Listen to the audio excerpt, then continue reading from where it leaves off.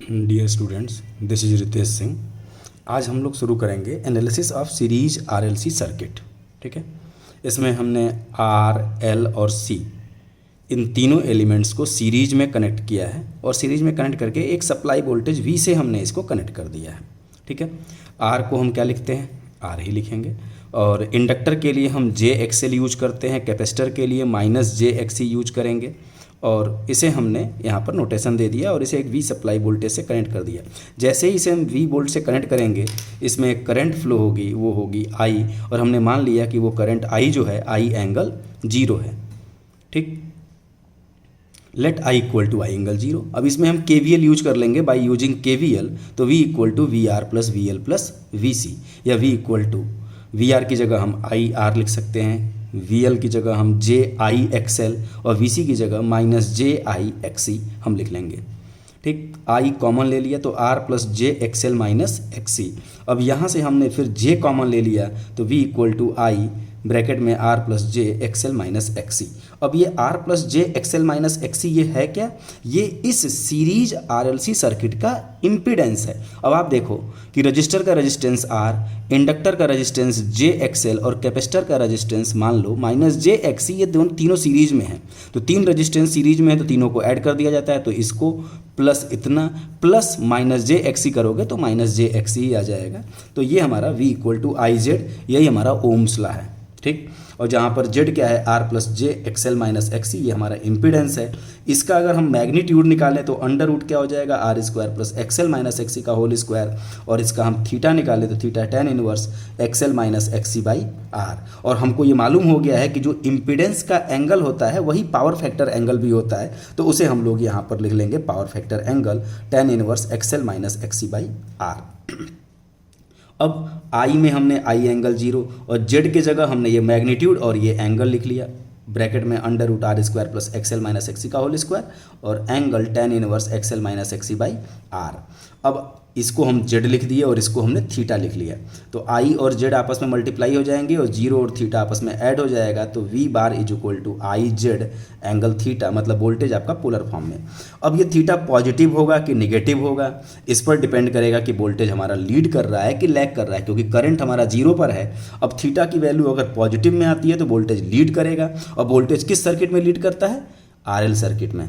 और अगर थीटा की वैल्यू नेगेटिव हो गई तो आरसी सर्किट की तरह बिहेव करने लगेगा। इसका मतलब ये हमारा आरएलसी सर्किट या तो आरएल सर्किट की तरह बिहेव करेगा या फिर आरसी सर्किट की तरह बिहेव करेगा। और एक तीसरा बिहेवियर ये होगा कि अगर मान लो आपके पास थीटा की वैल्यू भी जीरो आ जाए, आ सकता है tan inverse XL minus XC by R. तो अगर एक्सएल और एक्सी आपस में बराबर हो जाए तो थीटा की वैल्यू जीरो आ जाएगी। तो उस समय वोल्टेज का एंगल और करंट का एंगल सेम हो गया। इसका मतलब हमारी सर्किट प्योरली रजिस्टिव सर्किट की तरह बिहेव करेगी। ठीक, इसका मतलब यह है कि आरएलसी सर्किट के तीन कंडीशंस बन सकते हैं। तो इन तीनों कंडीशंस को हम लोग अब देखते हैं।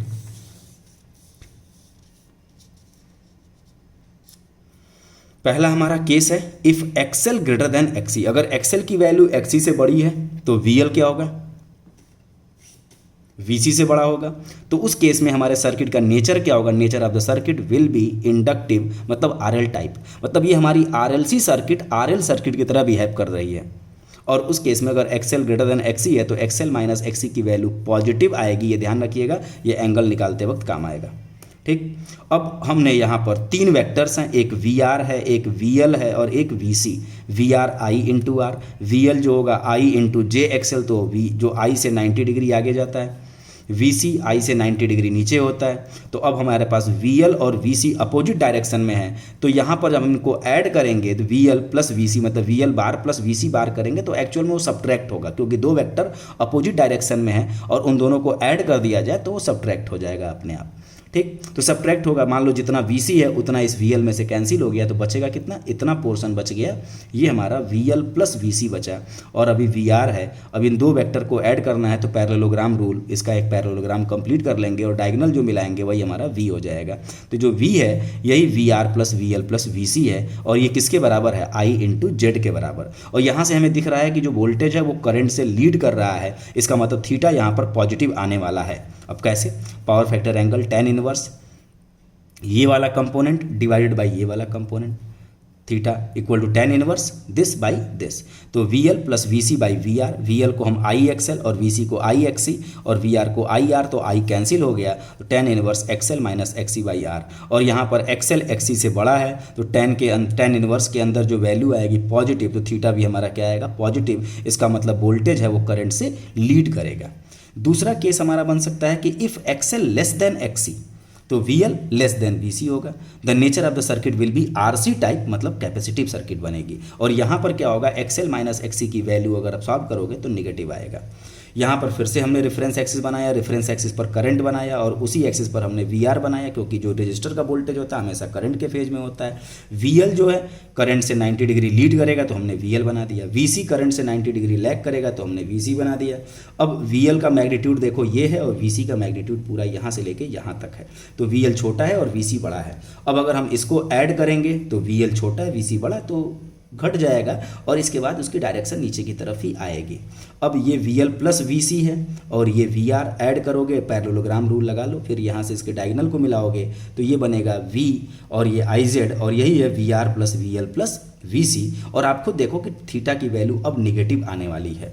और यहाँ पर अगर हम पावर फैक्टर एंगल फिर से देखें, यही इसी तरह से काम करेंगे, तो यहाँ पर XL छोटा है XC बड़ा है, तो यहाँ पे XL छोटा है XC बड़ा, तो इसके अंदर निगेटिव आएगा। और tan इनवर्स अगर निगेटिव है तो उसमें थीटा की वैल्यू निगेटिव आ जाएगी। ठीक, इसका मतलब जब XL लेस देन XC है तो हमारा सर्किट कैपेसिटिव सर्किट की तरह, RC सर्किट की तरह बिहेव करेगा। ठीक, इसके बाद केस 3 जहाँ पर हम देखते हैं if XL equal to XC, तो उस समय VL इक्वल टू VC होगा और Z हमारा क्या होगा R होगा, तो XL XC के बराबर होगा, तो XL माइनस XC की वैल्यू 0 के बराबर होगी। तो उस केस में nature of the circuit will be purely resistive. इसका मतलब हमारी ये RLC circuit purely resistive circuit की तरह बिहेव करेगी।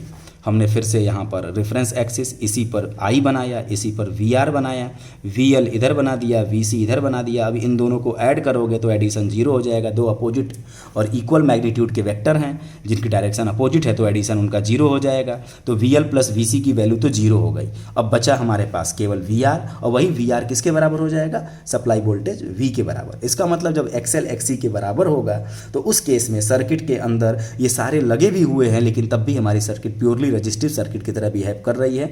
और power factor angle theta tan inverse XL minus XC by R, तो XL माइनस XC अगर 0 हो गया तो tan इनवर्स 0 बाई R, मतलब tan इनवर्स 0, और उस केस में थीटा की वैल्यू 0 आ जाएगी, पावर फैक्टर यूनिटी। अब हम लोग इसकी एक समरी लिख दी है। In series RL circuit Z की वैल्यू क्या होती है, इम्पीडेंस जो है ये R plus J XL minus XC, हमें ये याद रखना है, न्यूमेरिकल सॉल्व करने के लिए इसकी ज़रूरत पड़ेगी। Z का मैग्नीट्यूड हम कैलकुलेटर से ही निकाल लेंगे, लेकिन फिर भी हम ऐसे लिख दिया √R² plus XL minus XC का whole square. Power factor angle theta tan inverse XL minus XC by R, ये सब हमें बहुत इंपॉर्टेंट फॉर्मूले हैं, इसे याद रखेंगे। Power factor cos theta is equal to R by Z, अगर R पता है Z पता है तो cos थीटा हम पावर फैक्टर ऐसे निकाल लेंगे। अब अगर हमें Z पता है और थीटा पता है तो रेजिस्टेंस पता करना है, तो R is equal to Z cos theta.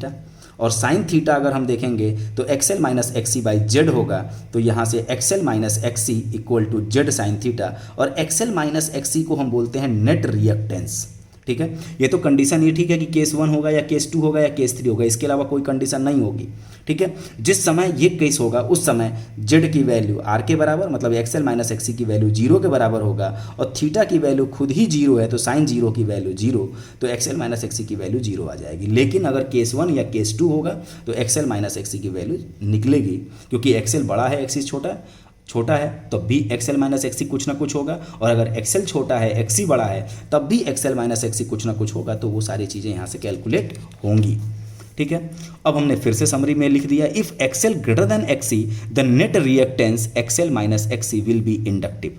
The net reactance क्या होगा, XL माइनस XC, और ये कैसा होगा, इंडक्टिव होगा, मतलब XL बड़ा होगा XC छोटा होगा, तो कुछ पॉजिटिव में आएगा।